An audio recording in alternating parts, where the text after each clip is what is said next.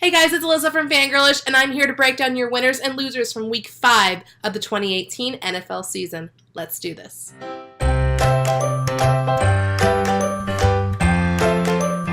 I'd like to dedicate this episode of my winners and losers to Packers kicker Mason Crosby, who is still somewhere kicking field goals and missing horrifically. It was a bad week to be an NFL kicker unless your name was Cano or Greg Joseph or pretty much the other kickers in the league that actually know how to make field goals. But mainly, Mason Crosby, what were you doing? Week 5, again, provided some surprises. Blake Bortles reverting back to his old form, though I don't know if that's actually surprising. Patrick Mahomes looked human for once. It's about time because I'm tired of people saying that he's a freaking god. Look at that, 2 interceptions and people are still praising him for it. It was a crazy week. The Dolphins blew a 17-point lead, which again, I don't know if that's crazy or not. The Falcons are sitting at 1-3, and it's just insane. The NFC East has become the NFC least again, and it was just another crazy week of the NFL. So, without further ado, here are my winners and losers from Week 5 of the 2018 NFL season. Cano.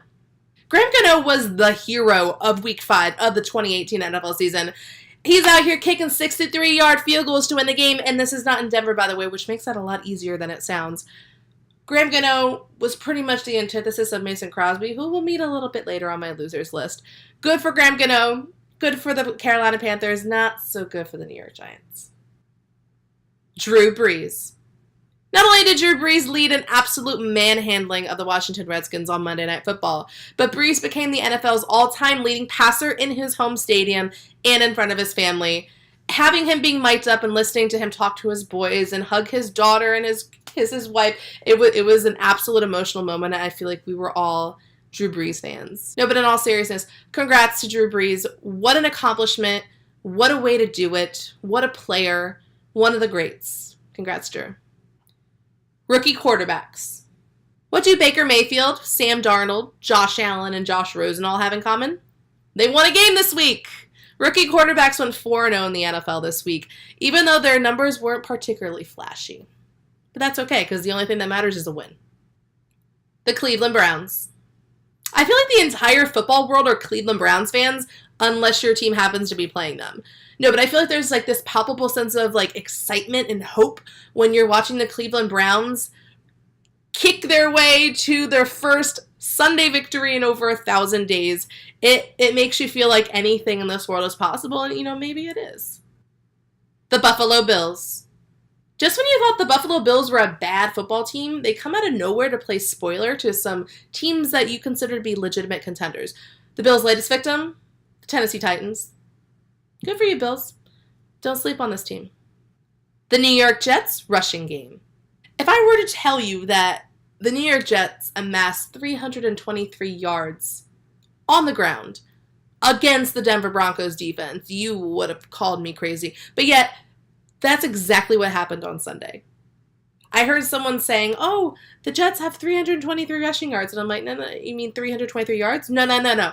Rushing yards. That's right. The freaking Jets ran 3 for 323 yards on the ground against the vaunted Broncos defense, and I really don't even know how that happened. Phillip Rivers. Phillip Rivers let it fly against the Raiders, completing 22 of 27 passes for 339 yards, 2 touchdowns, and a passer rating of 143.9. So now I have to ask, can the real Los Angeles Chargers please stand up? Because I have no idea who you are. Make up your mind. The Cincinnati Bengals. While the Bengals were caught napping for the entirety of the first half against the Miami Dolphins, the Bengals came out determined in the second half, staring down a 17-0 hole. A big reason for their comeback? Their defense, who scored 2 touchdowns en route to a 27-17 victory over the Dolphins, dropping them to 3-2 and raising the Bengals to 4-1. The Detroit Lions. Hey, anytime you can beat the Green Bay Packers, you're a winner. And anytime you can make Aaron Rodgers suffer in the process, you're a winner to me. So from this Bears fan to all of you Lions fans, thank you for beating the Green Bay Packers and helping boost our lead in the North to 1.5 games. Appreciate it. The Arizona Cardinals. Winless no more. The Arizona Cardinals got their first victory of the season at the expense of a 49ers team that now looks poised for the #1 draft pick next season. My oh my, how the tables have turned. And now let's take a look at the losers for Week 5 of the 2018 NFL season. Mason Crosby. Well, it doesn't get much worse than Mason Crosby's Sunday afternoon.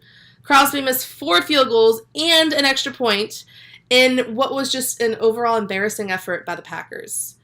I mean, Crosby went and he made one at the end, like in the final seconds, but let's be real. Like, that meant absolutely nothing. You cost your team a game, and you helped the Bears go up a game in the NFC North. So thanks, Crosby. I'll send my money. The Philadelphia Eagles. I say the Super Bowl hangover is a very real thing.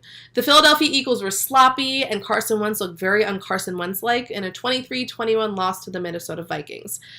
The Eagles now sit at 2-3 in the NFC least. Yes, the NFC least. That is not a typo.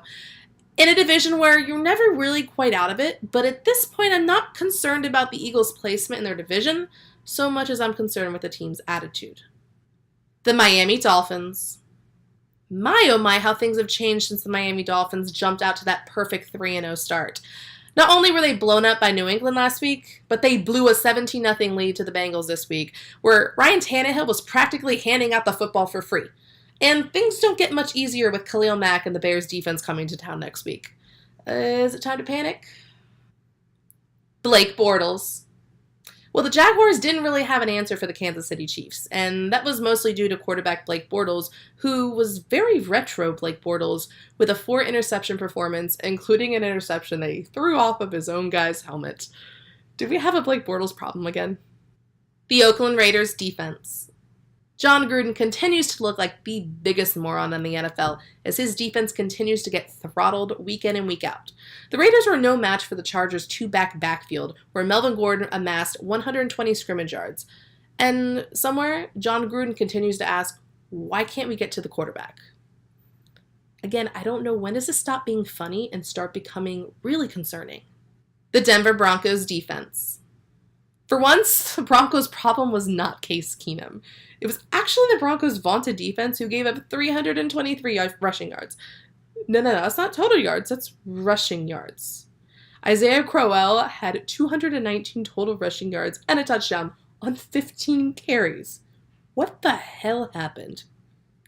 The Atlanta Falcons. It only continues to get worse for the Falcons as their defense just continues to give games away. It also didn't help that quarterback Matt Ryan was off target all game. The Falcons now sit at 1-4, staring up at the rest of the NFC South. And you have to wonder, is it too late for the Falcons to emerge from that NFC South basement? The New York Giants. Not only did the Giants get their hearts broken in a last-second game-winning 63-yard field goal by Graham Cano, but there's a lot of drama surrounding a questionable call by the refs, several questionable calls by the refs, as well as the drama that Odell Beckham seems to be inciting within the organization. What the hell is going on with the Giants? The San Francisco 49ers. Just when you think things can't get worse for the 49ers, after losing Jimmy Garoppolo for the season to a torn ACL, Matt Breida, who was one of their lone bright spots in a season where it looks like you're headed for the number 1 overall draft pick, he left the game early. Now, I don't know how serious the injury is, but, you have to wonder at this point, did the 49ers break a damn mirror or something? Because at this point, it's one thing after the other. Don't forget, you can catch my winners and losers list every week right here on Fangirlish. And don't forget to subscribe for this and more Fangirlish originals. Thanks for watching.